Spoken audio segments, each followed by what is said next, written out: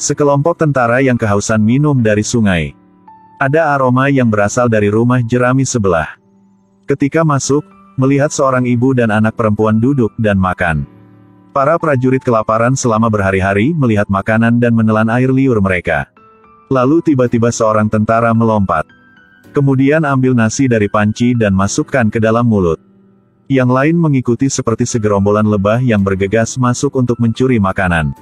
Ibu dan anak mencoba menghentikan mereka, tetapi mereka mendorong mereka ke tanah. Orang-orang ini semua lapar. Sambil makan sambil ngeliatin cewek cantik. Setelah mereka selesai makan, mereka mempermalukan ibu dan anak itu. Teriakan menyedihkan bergema di seluruh desa. Setelah beberapa jam, roh-roh lain keluar dari rumah jerami satu persatu. Desa asap juga terbang keluar dari rumah. Ibu dan anak yang malang dengan cepat meninggal dalam api. Kucing hitam keluar untuk menangkap tikus dan kembali ke rumah untuk menemukan pemiliknya telah pergi. Jadi dia membiarkan jiwanya masuk ke tubuh. Malam itu kucing pergi ke tempat yang sering dikunjungi para tentara. Pada saat yang sama berpura-pura menjadi gadis yang baik. Semoga orang yang lewat bisa mengantarnya pulang. Orang itu terlihat seperti orang yang baik. Faktanya, darah kambing di hatiku segera muncul. Bebek berpura-pura setuju untuk membawa pulang gadis itu. Ketika dia pergi ke hutan kecil, dia menemukan bahwa gadis itu sangat lincah. Sekarang dia juga berpikir mungkin gadis itu bukan manusia. Tapi ketika melihat sosoknya yang ramping dia lupa semua tentang itu. Dia akan mengambil risiko untuk mencobanya sekali. Tidak ada yang aneh dengan rumah gadis itu. Tapi itu sebenarnya rumah hantu di udara.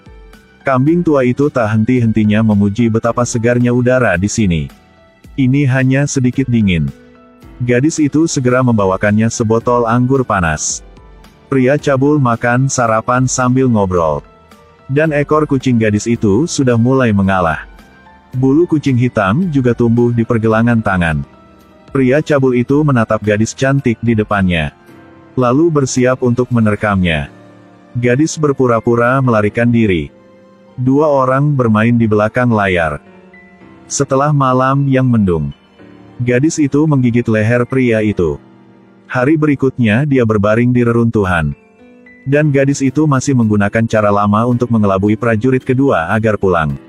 Hati orang ini jauh lebih besar daripada hati orang lain. Dari saat memasuki rumah, menatapnya tanpa mengalihkan pandangan darinya. Akhirnya beristirahat dengan tenang di hutan bambu.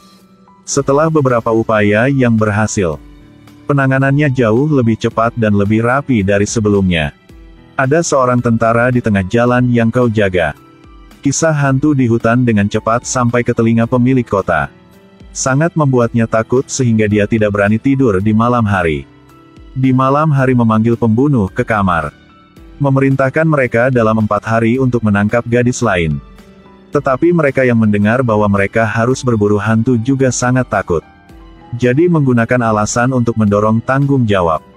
Dan sana juga 2 bawahan kecil dari penguasa kota. Sekarang bertarung di medan perang. Pemimpin musuh tiba-tiba berbalik oleh babi hutan. Sana bergegas meraih kepala juara musuh dengan pedangnya. Lalu naik kuda kembali ke kesuksesan. Tetapi pemilik kota tidak percaya bahwa dia dapat menangani jenderal musuh. Jadi Sana mengeluarkan tas berisi kepala juara musuh. Pada saat yang sama, dia berbohong bahwa melawannya selama ratusan ronde. Akhirnya dapat kepala ini. 7 istri pemilik kota tidak berhenti bertepuk tangan setelah mendengar ini. Tuan kota juga mempromosikannya menjadi seniman bela diri. Pada saat yang sama biarkan istri ke-7 melayani dia untuk mandi. Mengganti pakaian saya dan pulang ke rumah untuk menemukan rumah terbakar. Ternyata ibu dan anak perempuan di rumah itu adalah ibu dan saudara perempuannya. Sana tiba-tiba pingsan sepenuhnya. Sukses di rumah bisa memberikan kejutan buat adik dan ibu. Sekarang, hanya setumpuk abu yang tersisa. Lalu Sana kembali ke kota. Tuan kota memerintahkannya untuk pergi ke hutan bambu untuk berurusan dengan gadis yang berpura-pura menjadi hantu. Jika berhasil, dia akan memberi salah satu istrinya. Sana menoleh untuk melihat para wanita yang semuanya cantik seperti bunga. Minum semangkuk penuh anggur. Malam itu, dia menunggang kudanya ke gerbang kota. Dan gadis itu sudah lama menunggu di sini. Masih menggunakan cara lama untuk memintanya membawanya pulang. Sana sekarang tahu bahwa dia adalah pembunuh yang dibicarakan oleh pemilik kota. Tapi dia sangat arogan, dia bahkan tidak memandangnya. Sepanjang jalan hanya melihat punggungnya. Selama ada gerakan, aku akan menjaganya. Faktanya, ketika dia pertama kali bertemu dengannya, dia menyadari bahwa itu adalah kakaknya. Jadi ketika sampai di rumah, menyuruhnya untuk kembali. Sana hanya ingin membuat pahala dan ingin masuk ke dalam. Lihat apa yang tersembunyi di dalamnya. Setelah memasuki rumah, dia melihat dua orang yang persis seperti saudara perempuan dan ibu. Tapi rumahnya terbakar. Dia tahu bahwa ibu dan anak telah dirasuki oleh monster. Kemudian tarik pedangnya dan paksa dia untuk menunjukkan wujud aslinya. Karena ibu dan kakak tidak ingin menyakiti orang yang mereka cintai. Jadi berubah menjadi angin dan pergi. Rumah itu juga menjadi abu. Malam berikutnya dia pergi ke gerbang kota untuk menunggu. Tapi kali ini gadis itu tidak muncul. Jadi Sana pergi ke rumah di hutan bambu sendirian. Melihat adegan ibu dan anak menangis di sudut rumah. Ibu dan anak perempuannya cerita berurusan dengan tuan dan semua petinju. Sampai sekarang, harus menghadapi orang yang mereka cintai. Saat ini, baik ibu dan anak perempuannya pahit dan tidak tahu apakah mereka harus melanjutkan atau tidak. Setelah memikirkan adik yang kesakitan, ingin habisi kakaknya. Karena sekarang dia sudah menjadi ahli bela diri. Menjadi musuh mereka. Keesokan harinya, dia menipu saudaranya untuk pulang. Sana bahkan tidak mencoba bertanya tentang mereka berdua saat ini. Dan saudari itu tahu bahwa itu adalah saudara laki-lakinya yang sebenarnya. Tapi untuk balas dendam masih berpura-pura naif. Sang ibu menggunakan alasan untuk pergi, meninggalkan mereka berdua. Setelah meminum beberapa gelas wine, Sana juga perlahan mendekati adiknya.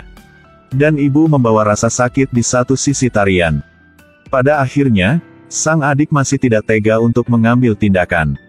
Setelah kembali ke sana, dia dimarahi oleh pemiliknya untuk satu pertandingan. Dia hanya berbohong bahwa dia tidak bertemu dengan iblis itu. Bahkan, dia berkencan dengannya setiap malam. Sekarang dia sangat mencintai gadis ini. Dia hanya berharap dia bisa menelannya di perutnya. Tapi malam itu dia tidak melihatnya. Hanya ibu yang berdiri di sana menunggunya. Di bawah permohonan Sana, sang ibu akhirnya mengatakan yang sebenarnya. Ternyata ibu dan anak setelah menjadi simpan seminum darah manusia setiap hari. Hanya dengan begitu kita bisa tinggal di dunia manusia. Tapi kakak karena dia tidak ingin menyakiti kakaknya. Jadi pada akhirnya, memilih jiwa yang terbang ke neraka. Sejak saat itu, tidak bisa kembali ke dunia manusia. Setelah mendengar itu, Sana menyesalinya. Tidak pernah berpikir bahwa orang yang dia cintai adalah saudara perempuan. Saat ini dia hanya ingin menghancurkan dirinya sendiri. Dan tuannya memaksanya untuk segera berurusan dengan iblis. Kalau tidak dia akan dipecat. Sana harus pergi ke hutan bambu untuk bertahan hidup. Tapi kali ini hanya ada ibu. Dia berpura-pura berbakti dan berlutut untuk menyembah ibunya. Lalu cabut pedang besi yang tajam. Potong satu lengan ibu. Kemudian bawa lengan berbulu kucing ini ke tempat pemilik berjasa. Sangat senang setelah melihatnya. Segera memberinya istri yang paling mudah. Tidak berharap bahwa setelah lengan ibunya dipotong, ibu dia tidak apa-apa. Siang dan malam di luar berteriak untuk hidup. Sana tidak bisa tidur sama sekali. Akhirnya untuk mendapatkan kembali lengan ibu berubah menjadi peramal. Katanya untuk membantunya mengusir setan. Sana juga takut dengan teriakan ibunya sekarang. Jadi biarkan dia memasang harpa untuk melakukan dharma. Sang ibu berpura-pura melafalkan mantra di depan lengan kucing. Lalu ambil tangan itu dan taruh di mulut.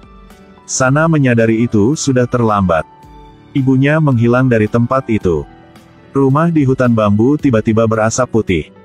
Rambut Sana jatuh seperti orang gila jatuh ke tanah. Terima kasih sudah menonton. 公子一般倒在地上，最后带着一身的怨恨被大雪掩盖。